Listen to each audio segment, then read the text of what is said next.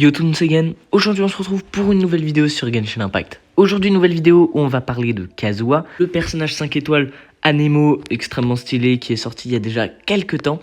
On va parler de comment le build, comment le jouer, à quoi il sert dans une équipe et tout ce qui va avec le personnage.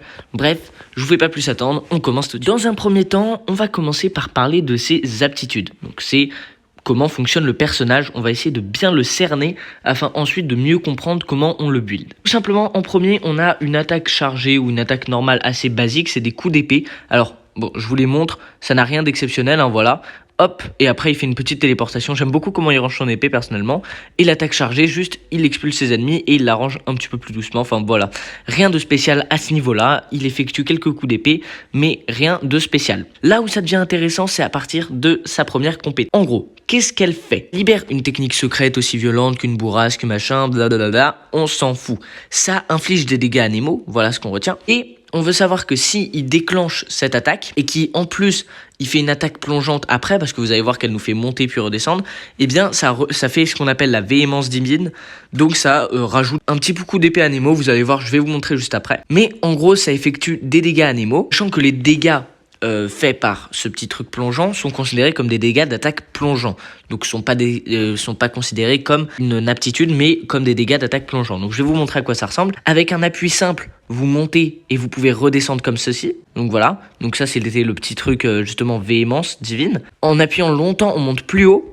Et quand on redescend, bah du coup, voilà, ça refait la même chose. Ou sinon, on peut redescendre normalement, hein. C'est que si vous appuyez sur le bouton attaquer que ça vous fait une attaque en plus. Donc là-dessus, juste, il fait des dégâts Nemo et bien entendu, il rassemble, c'est ça qui est intéressant, tous les ennemis à côté de lui. Ça, c'est très intéressant. Ensuite, on a l'ulti et c'est là que tout va se faire. Tout le personnage se joue là-dessus et sur les aptitudes qu'on va voir juste après, mais vraiment l'ulti, très important. Donc, l'ulti fait des dégâts à Nemo de zone, bien entendu. Donc, ça va lancer des petites lames de vent au fur et à mesure et ça va absorber les différents éléments. Donc, hydro, pyro, cryo, électro. Ok, donc par exemple si vous avez mis du pyro avant, et bah ça va faire des lames de feu. Alors je vous montre l'ulti, je l'ai préparé.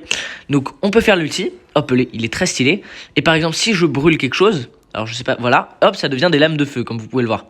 Donc c'est vachement stylé, franchement, ça reste assez longtemps, hein. Bon après ça dépend du niveau de votre compétence, mais c'est extrêmement stylé, vous voyez que ça brûle tout après, enfin franchement c'est assez joli. Alors on va éteindre le feu vite fait, mais voilà, hop, on a tout éteint.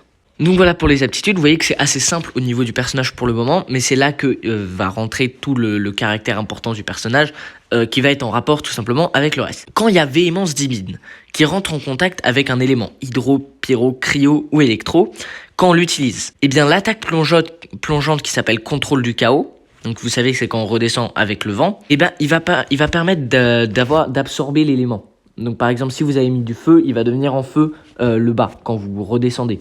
Donc vous voyez le délire, c'est assez simple, c'est comme l'ulti. Et en plus, ça correspond à 200% de l'attaque. Les dégâts considérés sont toujours considérés comme des attaques plongeantes pour autant. Donc par exemple, ici, quand je vais faire, par exemple, si je remets du feu avec Bennett, hop, je crame ça, et que je fais ceci, hop, ici ça va être hop du feu, vous voyez, et c'est considéré comme une attaque plongeante, mais c'est quand même 200%, les dégâts seront de 200% de l'attaque de Kazuha. Ensuite, on a Haïku de la brise, la deuxième aptitude, et pour chaque point de maîtrise élémentaire que Kazuha a, ce dernier accorde à tous les personnages de l'équipe un bonus de 0,04% de dégâts de l'élément correspondant pendant 8 secondes, lorsqu'il a déclenché une dispersion. Donc ça veut dire que, imaginons qu'il déclenche une dispersion avec hydro, eh bien ça va augmenter pendant 8 secondes de 0,04% par point de maîtrise élémentaire qu'il a, le nombre de dégâts de tous les membres de l'équipe en hydro. Donc c'est extrêmement intéressant. Par exemple, en fait, en termes de support, ça va permettre tout simplement d'augmenter massivement les dégâts de votre DPS. Donc ça, c'est extrêmement intéressant. Et d'ailleurs, de tous les personnages de l'équipe, ça le compte lui. Bon, le seul problème, c'est qu'il est à Nemo, donc vous vous doutez qu'il ne peut pas faire une absorption à Nemo, mais si vous voulez savoir, ça le compte bel et bien lui. Quand il y a écrit de tous les personnages, de façon générale, ça compte le personnage en lui-même. Bon, ici, ça n'a aucune importance, étant donné que ça ne peut pas s'appliquer à lui. Et on a le dernier, l'aptitude un petit peu utilitaire, qui est quand même assez pratique. Ça diminue la consommation d'endurance de l'équipe lors d'un sprint de 20%. Donc, Kazuha, c'est un personnage très pratique pour l'exploration aussi, tout simplement, déjà quand vous sprintez, vous consommez moins d'endurance, mais en plus, parce que si vous devez aller au-dessus de quelque chose, hop, c'est quand même vachement pratique, cette petite aptitude. Et même quand vous volez, en fait, ce qui est très pratique avec cette aptitude, c'est que quand vous volez, bah, vous pouvez quand même l'utiliser, vous voyez, pour vous envoler plus haut. Donc c'est assez pratique. Bien, maintenant qu'on a vu comment le personnage fonctionnait, on va pouvoir voir quelles armes vont pouvoir lui plaire. Alors, il y a plusieurs armes qui vont pouvoir aller. La mienne en est une. Je vous les affiche à l'écran, les autres. Moi, je vais vous parler d'une seule arme que je sais qui est bien pour lui. Et la piqûre de fer, tout simplement parce qu'elle accorde de la maîtrise élémentaire en seconde stat, ce qui est très très pratique pour lui, et ce qui va lui permettre tout simplement d'obtenir 36 de maîtrise élémentaire gratuitement dès le début, hein, quand les niveaux 1, sachant que ça augmente quand on l'améliore. C'est extrêmement intéressant, ça va permettre de booster beaucoup plus les autres personnages de l'équipe. Voilà, tout simplement. Mais après, bien entendu, cette arme marche aussi parce que une recharge d'énergie importante est intéressant avec Kazuha, sachant qu'on peut du coup proc l'ulti beaucoup plus souvent, ce qui est assez intéressant, mais il faut vraiment privilégier la maîtrise élémentaire quand vous voulez le jouer, surtout en support d'ailleurs. En termes d'artefacts, alors je sais que mon set est très bien là, vous vous en doutez, c'est le set Anemo, donc le set 4 pièces Anemo marche très bien, hein, parce que bah, c'est un set 4 pièces Anemo, ça marche parce que bah, Kazuha est Anemo, donc ça marche très bien, mais il y a un nouveau set qui est sorti extrêmement récemment, enfin qui va sortir en fait avec l'arrivée de Sumeru. C'est le set qui vous rapporte, alors je ne peux pas vous le montrer, j'essaierai de vous l'afficher à l'écran si je le retrouve comment il s'appelle, mais ce set là est très intéressant pour Kazuha si c'est seulement si vous faites en sorte d'avoir les points de maîtrise élémentaire, vous voyez les 50 points de maîtrise élémentaire par personnage. Vous savez que vous n'avez pas, ou que, enfin je sais plus, par personnage de type différent dans l'équipe ou du même type, je ne sais plus donc comment ça marche exactement. Mais pourquoi c'est très intéressant? Parce que du coup Kazuha, imaginons que vous avez vous avez comme moi 3 personnages différents dans l'équipe en termes d'éléments. Vous allez pouvoir, dès qu'il proc ceci, il va pouvoir avoir plus 150 points de maîtrise élémentaire. C'est extrêmement intéressant étant donné que du coup, il va pouvoir donner plus 150 points de maîtrise élémentaire, donc converti en attaque, vous savez, grâce à son aptitude, et bien il va pouvoir beaucoup plus, en fait, support le reste de l'équipe, donc 150 x 0,04. Je vous laisse faire le calcul, mais on doit être autour des 6%, je pense. Donc ça va augmenter de 6% l'attaque des autres personnages, rien qu'avec le set d'artefacts. Donc c'est vraiment très pratique. Donc vraiment Kazuha, avec ce nouveau set, extrêmement intéressant. Après, bien entendu, le set Aube de la Verchasseuse marche très bien aussi. Juste si vous voulez savoir aussi les stats à privilégier chez Kazuha, alors bon, sur la plume vous n'avez pas le choix, au début c'est PV, et ensuite en bas ce qu'il va falloir privilégier, donc si vous voulez jouer en support, c'est la maîtrise élémentaire, toujours maîtrise élémentaire à fond. Ensuite on a en fait taux crit, dégâts crit, l'attaque de base. Pourquoi l'attaque de base? Parce que vous avez vu qu'à un moment ces dégâts sont faits dépendre de son attaque aussi, donc augmenter l'attaque aussi ça peut être intéressant, ou sinon recharge d'énergie, extrêmement intéressant aussi pour Kazuha. Donc voilà, c'est ces stats là, ou attaque ou recharge d'énergie, ça dépend que vous voulez le jouer. Si vous voulez le jouer plus DPS, privilégiez attaque. Si vous voulez le jouer vraiment support, privilégiez maîtrise élémentaire, recharge d'énergie, taux crit, dégâts crit. Voilà comment ça se passe. Bon, ici c'est pareil, ici en main stat, essayez toujours de privilégier maîtrise élémentaire. Bon, moi je l'ai pas eu, donc je fais comme je peux. Ici, bonus de dégâts Anemo, c'est idéal. Et juste ici, encore une fois, maîtrise élémentaire, c'est parfait. Après, si vous avez taux crit comme moi, c'est excellent aussi.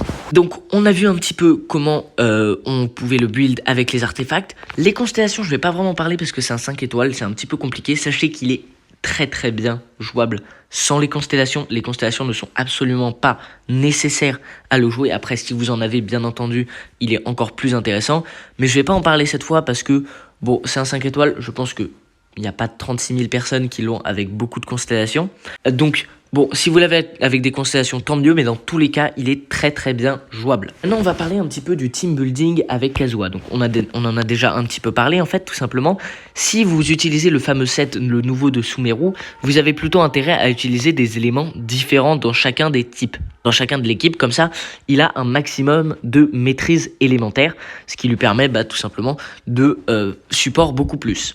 Quel autre personnage marche très bien? Et un autre personnage qui marche très bien, c'est Albedo. Pourquoi? Parce que quand on active transformation, reflux, machin, donc l'ultime, eh bien, tous les personnages de l'équipe qui sont à proximité ont un bonus de maîtrise élémentaire. Donc, ce qui va permettre à Kazuha d'obtenir 125 points de maîtrise élémentaire et donc de support toute l'équipe après beaucoup mieux. Et vu que vous avez 10 secondes, vous avez le temps de switch avec votre DPS.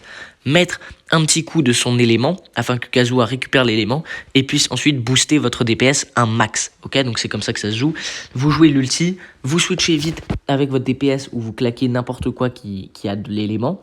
Et ensuite, vous utilisez Kazuha et vous repassez sur le DPS. Et là vous êtes à donf parce que même le DPS aura eu 125 points de maîtrise élémentaire supplémentaires. Ce qui va permettre, si le boss est d'un certain élément, de proc les réactions élémentaires bien plus fortes, etc. Donc c'est extrêmement intéressant. Moi, comme d'hab, je vous conseille Bennett dans votre team. Après, vous pouvez jouer n'importe quel autre healer avec. Mais moi, l'avantage de Bennett, c'est que c'est un healer plus support. Donc vous pouvez avoir les deux. Et en plus, il est pyro.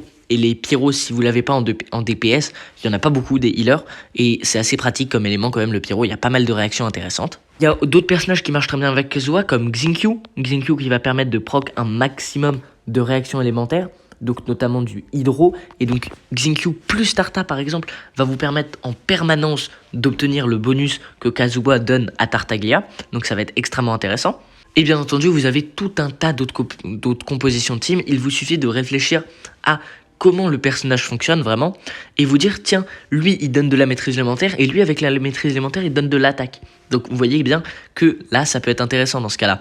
Vous voyez bien que Xingqiu amène de l'hydro et donc si vous avez de l'hydro en permanence, vous allez pouvoir en permanence obtenir tout simplement une réaction hydro qui vous permet ensuite de transformer la maîtrise élémentaire en dégâts pour votre DPS s'il est hydro. Il y a un autre point qui est bien avec Albedo.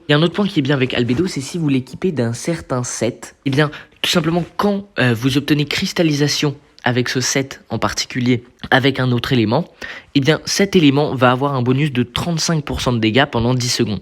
Donc vous vous rendez compte que ça, couplé à Kazuha et couplé au bonus de maîtrise élémentaire que Albedo apporte à Kazuha, qui va ensuite apporter tout simplement de l'attaque à votre DPS, donc moi ici c'est Tarta, eh bien c'est extrêmement intéressant. Personnellement, moi Kazuha c'est vraiment mon personnage préféré actuellement sur le jeu. Il est très classe en exploration, il est incroyable, extrêmement pratique.